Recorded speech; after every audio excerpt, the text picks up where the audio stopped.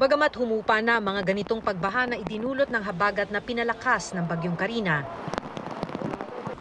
ang epekto nito ngayon pa lang nagsisimulang maramdaman sa National Kidney and Transplant Institute sa Quezon City.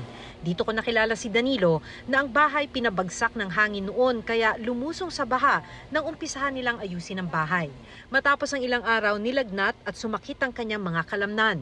Nang mawala ang lagnat, hirap na siyang umihi.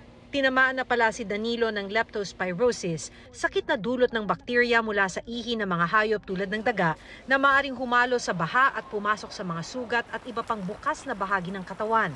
Yung bawa namin, nalulusungan ng mga daga.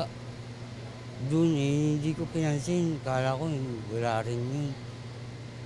Tungtong ako sa kahoy pero nababasa pa rin ako.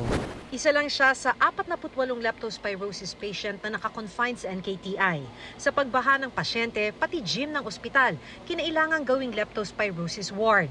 May 10 pasyente pang naghihintay sa emergency room na hindi na ma-admit dahil kulang na ng nurse at doktor. Pero sabi ng NKTI, karaniwan na ito sa ospital pagkatapos ng malakas na bagyo. They have lung abnormalities, some have lung hemorrhage, and then meron rin pong may acute pancreatitis and liver abnormality. So this is really severe lepto.